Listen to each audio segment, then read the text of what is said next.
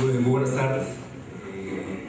Primero, entrar a las respuestas, el agradecimiento por la invitación a un foro tan interesante. Es un privilegio estar aquí.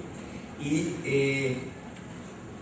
cuando vemos la pregunta, bueno, ¿podemos y debemos pagar más impuestos?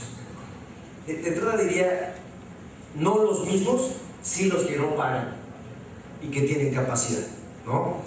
El tema de los impuestos y lo que pudiera representar, o sea, es mucho más complejo de lo que en principio se percibe, ¿no? Cuando hablamos de impuestos, yo creo que hay que evitar caer en respuestas que puedan ser muy simplistas, ¿no?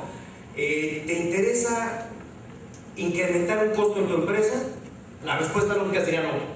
¿Sí? Al Estado, si le preguntamos, ¿te interesa incrementar los ingresos del Estado? Por supuesto, me interesa, ¿no? Sin embargo, cuando lo tratamos de pragmatizar y llevarlo a México y el contexto económico, social, político, tiene matices diferentes. Yo creo que para responder la pregunta, ¿podemos y debemos pagar más impuestos? Yo creo que habría que analizar dos elementos para que después de tener un rebote con esos elementos, llegar a una respuesta. Y son dos elementos que van perfectamente vinculados al tema de impuestos, y es la pobreza y los niveles de evasión. ¿Sí? En México tenemos en estadísticas, considerando que esas estadísticas tienen porcentajes de error, aproximadamente un 70% de la población está entre extrema miseria, pobreza o con algún grado de vulnerabilidad. ¿Sí? Esto es clase media, media-baja. Personas que tienen carestías básicas tanto en educación, alimentos, salud, seguridad. ¿Sí? Esto, si lo trasladamos ahora a la parte de impuestos, ¿qué significa? Que tenemos un 70% de la población que no puede pagar impuestos, ¿sí? Que económicamente no puede pagar impuestos. Un 70% de la población que, ya sea por impuestos directos o indirectos, ¿sí?, no tiene capacidad económica, capacidad contributiva.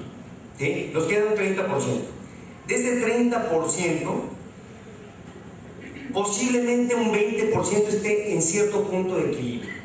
Un 20% paga impuestos y más o menos lo que paga al Estado es lo que se consume en servicios públicos.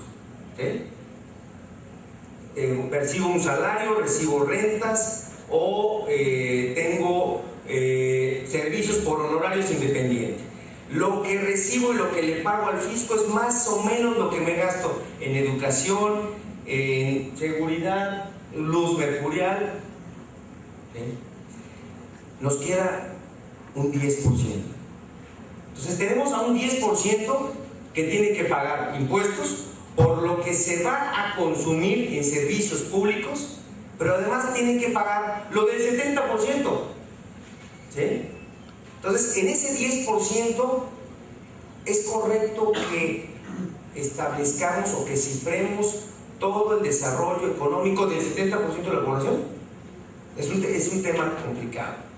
Aunado a eso está el tema de la evasión fiscal.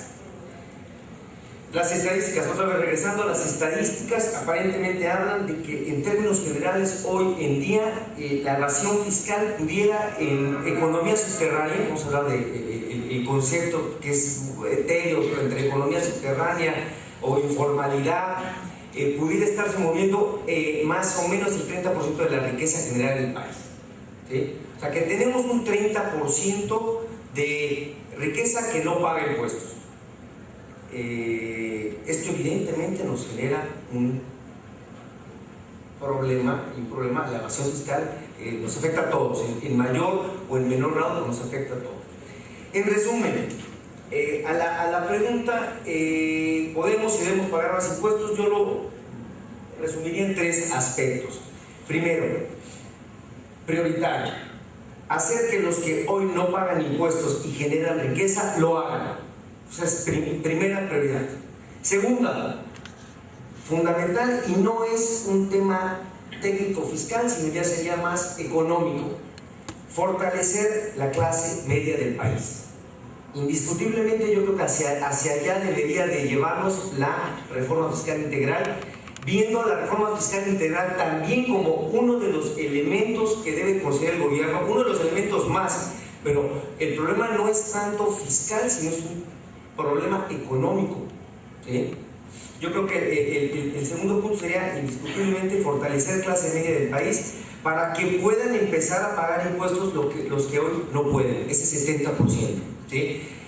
Podemos instrumentar lo que fuera, podemos discutir si un impuesto es viable o no es viable, pero en ese 70% de la población en donde existe carestía desde la perspectiva más básica de concepción sobre lo que tiene que tener un individuo, el problema no es de técnica fiscal, el problema es económico, ¿sí?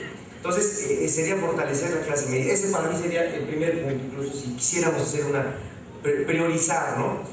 Y tercero, pues yo diría que bajar la presión a quienes hoy son cautivos y que terminan siendo los que pagan los platos rotos, que es la gran crítica a la reforma fiscal para el 2010.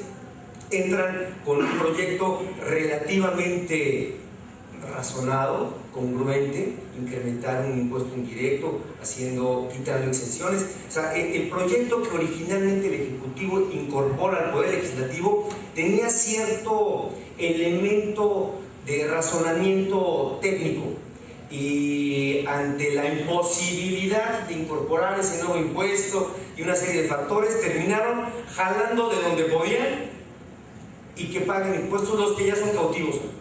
O sea, súbele a los impuestos que ya están. ¿Y a quiénes? A los mismos.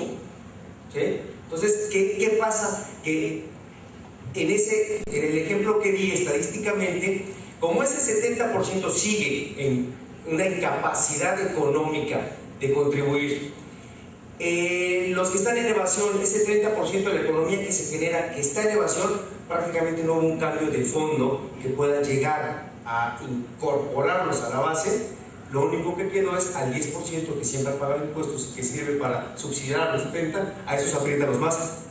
¿Sí? Y es donde yo siento que debería de ser una directriz en la reforma fiscal integral, deberían de bajarle presión a los que hoy ya vienen cargando ese impuesto que termina siendo alto para lo que reciben.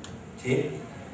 Bueno, en principio esta sería mi postura sobre la primera pregunta, ¿no? No sé si quiere que pasemos a... ¿Con Guido? Sí, por favor, con Guido. Y también, ¿quién puede imprimir?